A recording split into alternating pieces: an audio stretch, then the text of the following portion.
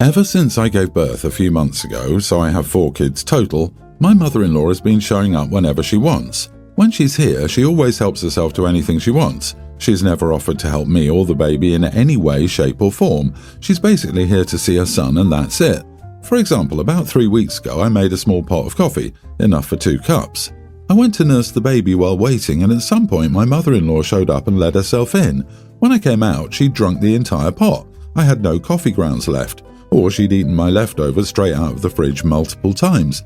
And she's always like, "Thanks for the food and coffee," as if I offered it to her when I absolutely didn't, because all she's doing is making my life miserable.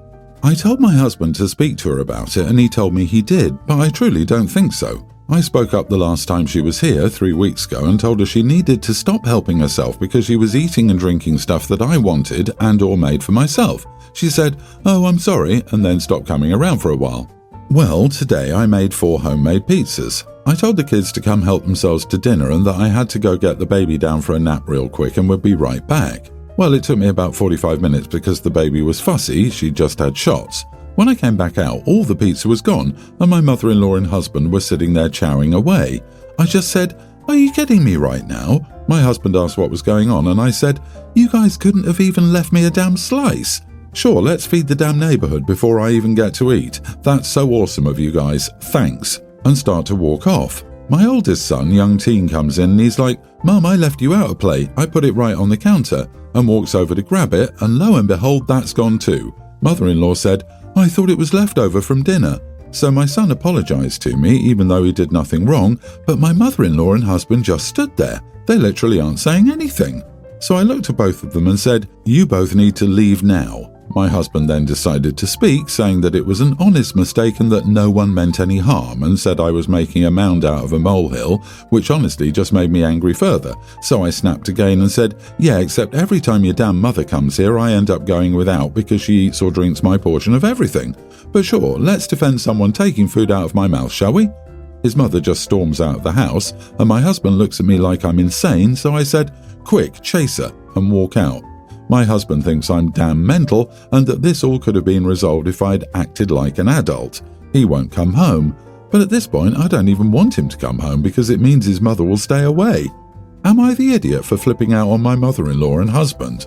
Not the idiot. Your husband is an idiot and is enabling his mother, who is 100% doing this intentionally. I bet your son has clocked this and that's why he tried to save you a plate. He sounds very sweet, by the way. I don't blame you for not wanting your husband to come home. Sounds like your life is easier without him there. OP's husband. My mommy can do no wrong. Why is my wife so selfish? She can't share her food with my mommy. Bah! I feel so bad for that kid. Don't worry, Mom, I saved... Nope, not on Grandma's watch. A child has more empathy, intelligence and observation skills than 2 adults. As proud as I am of that kid, seriously, what is wrong with the dad and his mom?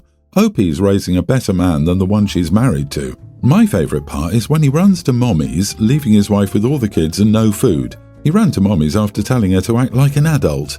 They're both infuriating. What husband is okay with his wife going hungry? Especially when she needs strength and nourishment to raise his children. He's a disgrace. It's kinda nice without him home, isn't it? I was just thinking this. I wonder how much he's enjoying having one less child to manage. Your husband is complicit in his mother ensuring you don't get to eat. Don't you find it odd that everyone but you specifically gets to eat? That she'll only eat your portion? And let me guess, your husband doesn't cook either. People like to jump to divorce, but this is divorce-worthy. I, 30 female, have 2 daughters and am pregnant with my 3rd girl. We just found out this morning. On the drive to my husband's mother's house, he explained how he was a bit disappointed about having a girl, but then he said, "I should have expected this because you have 3 sisters." I explained that my having 3 sisters has nothing to do with the gender of our child. He says it's genetics and I'm the reason for our daughters. I told him that's not how biology works. He said it is. He then explained that his mom only has brothers and his 2 oldest brothers both have 2 sons because of his mom's side. I told him that didn't make any sense because it should be the same for him then. He said no, because both of their wives have more brothers than sisters. He was getting frustrated, but I was just laughing at him. I explained that he and his oldest 2 brothers have different dads, but out of his dad's 8 kids, 3 are boys and 5 are girls. The men determine the gender. He said that wasn't true because the kids his dad had with his mom were all boys. He dropped it and said he'd ask his mom, who has a degree and teaches biology. So we get to his parents' house for brunch and he asks his mom if I'm the reason we keep having girls. She tells him bluntly that men determine the gender and it's actually not a 50-50 chance. She then goes on to explain that the more of one gender you have, the higher the chances that your next child is also going to be that gender. So he asked if it was likely that he'd have a boy. She told him that if he kept trying, it might happen. He just walked to the car and said he was going for a drive. I received a text from him saying that I didn't have to embarrass him like that. I was so confused. Am I the idiot? Not the idiot. You might give that man access to the internet so he can do some research. And you can send his mom flowers, LOL. As a bio teacher, she must be embarrassed that her son didn't learn basic biology. Right? I learned this in the 9th grade. Genetics is always a game of chance. For example, a biologist can give birth to an idiot. I personally enjoyed how he blamed OP for embarrassing him when he was the one who asked his mom. OP tried to explain it to him so he didn't have to ask, but he refused facts. He embarrassed himself. I don't understand why he didn't Google it at the moment versus asking mommy. He wanted his mom, with a biology degree, to prove him right and make OP look like she was uninformed. He wanted the ego boost of being right. He's an idiot because his wife is currently pregnant and he's already talking about the next one. That poor girl, she's not even there yet and he's already writing her off. My aunt had 5 girls. Fortunately, my uncle wasn't an idiot and adored his girls. OP, please don't keep having kids just because he wants a boy. Only have more kids if you want to have another daughter because chances are that's what you'll get. My wife, 32, and I, 34 male, went to the gym yesterday morning and at some point my wife, I'll call her Laura, scratched her finger on something. Laura has a history of being selectively sensitive to pain and discomfort. She's a strong and capable woman that I love, but if it's 80 degrees with a breeze, Laura will talk herself into being too cold to stay outside. The joke between us is that she's like the princess in the pea story. These things happen often. I'm not exaggerating in the slightest when I say that this time the cut was less than half a centimetre wide and 2 millimetres across, just surface level, no larger than a paper cut. Later that night, she remembered the cut and had what I would describe as a meltdown. She said her finger pain was throbbing, she was feeling nauseous from the pain, and it was becoming too much. I offered to clean it with hydrogen peroxide, but she said it would hurt too much. I said it bubbles but doesn't burn like alcohol, and you need to clean it if you cut it on gym equipment because it's dirty. As soon as I put a few drops of hydrogen peroxide on it, she collapsed to her knees and said she couldn't continue. I admit I got a little upset at the theatrics, but it was nothing new at this point. Then, after I rinsed the wound in the sink, she was still on her knees crying, I told her I was going to get Neosporin and a Band-Aid, to which she begged me not to add Neosporin because it would hurt. I explained to Laura that Neosporin would cause no pain and even add potential relief. She yelled when I put it on and nearly fainted. At this point, I was a little upset and potentially the idiot. I tried to explain to Laura that her body was very resilient and that she was a tough person because I've seen it in our workouts and the way she can work through brutal work challenges and environments. However, she needs to work on her psychological hang-up on discomfort like this. We want to have kids in the next 2 years, and in all honesty, I don't think she can handle childbirth right now. I said it's something we can work on together, but to start, she needs to get serious and adopt the mentality that her body can handle a lot. I told her it's upsetting that she seems to just give up and surrender to any pain like she has no will to shake it off. What example would we be setting for our child? What would happen if you were injured and needed to get help without me? We ended up getting into an argument about this. I feel like an idiot, but I don't know how I could have approached this differently. There are neurological conditions that would explain your wife's seemingly extreme reaction to sensations the rest of us would consider non-painful. If you haven't explored those with a specialist, maybe it's time. I think asking her to shake it off if you haven't discussed it with a doctor would make you the idiot. Your wife is experiencing extreme distress. Take her seriously. She could have a genetic, mental, or cognitive condition that could be passed to children. She must see medical professionals about this so that if she does have something going on medically, it can be diagnosed and, if needed, start treatment. If she's diagnosed, they should find out if it's hereditary. Please don't bring a paper cut to the ER. We're already busting at the seams with dumb complaints. These comments are wild. As a woman who's been repeatedly and extensively dismissed for lifelong problems in the past, I appreciate everyone pointing to possible neurological type disorders that affect pain, but you guys are missing the key point here. She didn't cut herself and immediately experience terrible, overwhelming, excessive agony. No, she cut herself in the morning and then at night she remembered the cut and proceeded to have a meltdown. I'm not a doctor, but personally I don't know of any pain disorder that lies in waiting for 10 plus hours, assuming, and then ignites only when you notice the injury again. Going to another physician is not the answer here, man. Not the idiot, and since you really love her and seem willing to tolerate this, I hope the best for you, but this made me feel impatient just reading it. The Neosporin bit particularly got me, LMAO. It's my go-to for any injury, not just because of the antibiotic properties, but it's a topical pain reliever, for crying out loud. My parents' daughter is a girl whom I once considered my sister. My best friend was engaged to my parents' daughter. He loved her dearly. She was his first girlfriend and his first love. He was like a brother to me and a second son to my parents. They were happy when they started dating and even happier when they got engaged. The happiness only lasted a few months because his fiancée was having an affair with his brother. When she broke it off, his brother told him about everything. They were having an affair way before he even got engaged. My friend didn't take the news well. He was more hurt that his fiancée had an affair with his brother instead of a random stranger. He didn't have the best relationship with his brother anyway, which was another betrayal. He couldn't cope well, and I guess this pushed him over the edge. I blame my sister and I blame his brother. His brother was rightfully disowned by his family, but my parents kept in contact with their daughter.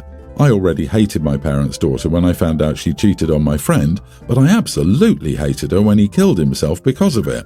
It's almost been a year since he died, and my parents keep trying to get me to talk to their daughter because she's not coping well and needs all of the love and support she can get.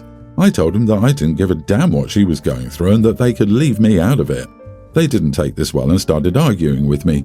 I tried to stay calm, but they kept insisting I talk to her. So I told them that if they kept trying to get me to talk to their daughter, they'd be dead to me too. I told them that I could care less what they do with her, but don't bring her crap to me. And I left it at that. This caused my parents to cry, and my mom told me that she was trying to get the family back together and that my sister made a mistake, but I couldn't fault her for my friend dying because of it. Am I the idiot? Did I go too far? Edit, my friend was 22, I was 21, and my sister was 24. They were dating for 5 years at the time. Not the idiot. What I find curious is that your parents are trying to get you to talk to her because she's not coping well and she needs all the love and support she can get. What about you? You lost your best friend. Have they bothered to ask how you are coping? Have they asked people you can trust to show you love and support? Or do they only extend that sort of grace to the girl who cheated on her fiancé with his brother, resulting in all this drama to begin with? I don't think you're wrong to not want to support your parents' other kid. I honestly don't. I adore my siblings and it would take an act of Congress for me to hate them, but man, if one of them did to my best friend what yours did, that would be a no from me too, dog. Do your parents comprehend the fact that you're grieving? Because it sure as heck doesn't sound like it. I'm sure your sister does feel like crap about herself, and she should, but that doesn't mean she's owed your forgiveness. You're hurting too. I'm very sorry for your loss, OP. My wife and I have a teen daughter who just cleared a highly competitive exam. Now, we're extremely proud of her, and my wife sort of brags about this in her circle of friends, which is fair, I guess. No big deal. However, we do have a couple in a different social circle whose son, also a teen, couldn't clear this exam, and my wife knows. According to social etiquette and in general, you're not supposed to push your achievements in the faces of those who failed, and naturally, any discussions around this exam are a sore spot for them. However, this didn't stop my wife from asking the mom what rank the boy got, how our daughter was undergoing university counselling to decide which college to go to, and stuff like that. I could tell the mom was getting uncomfortable, and I nudged my wife to stop, but she didn't. When we came home, I berated her for how she acted and reminded her we already talked about this, so why did she deliberately try to make the couple feel bad about this exam? She tried to plead plausible deniability, but I set the record straight and said if she ran her mouth again like that, I'll call her out in front of everyone and embarrass her. She started crying and told me I was awful for how I spoke and the words I used. I don't normally talk to anyone like that, but her persistent behaviour has put me off now, as it's not the first time a thing like this has happened. I told her I was sorry if my words hurt her feelings, but she deserved to be called out if she decided to continue acting like this. I felt justified in giving her an ultimatum and warning because this has been the last straw for me and I'm tired of having endless conversations with her. This was the only way to get through to her. I used to be like your daughter while I was in school, and my mother used to be like your wife. It's exceedingly embarrassing to be put in the spotlight and scrutinized by people. It's also extremely lonely when your peers alienate you because you're too smart or whatever. Some achievements don't need to be publicized, and you should just let them speak for themselves. Not the idiot. Your wife should stop using your daughter's achievement to gain status among her friends. Yeah, she can cry all she wants about it now, but she was disgustingly cruel. A mean girl. Tell her to dry the crocodile tears. Your wife is wearing your daughter's achievements like a medal so she can feel better about herself and her insecurities. Normally, I'm all about men not embarrassing their wives, but you've tried talking to her, and if she continues, you have to call her out publicly. It sounds like she could be proud of her daughter and not socially conscious of it. She should stop doing what she's doing, but the way you talk about her here is really weird. You sound like you fundamentally don't see your wife as a virtuous person and resent her for that. Saying to your spouse that they shouldn't run their mouths is strange language. You are the idiot. It's funny reading these comments from people demanding to see her head on a spike when this comes across much more like a two sides to every story. Yeah, I get she's being embarrassing, but she's your wife, and threatening to purposely embarrass her, it's not going to end well, and it's not what you do to loved ones.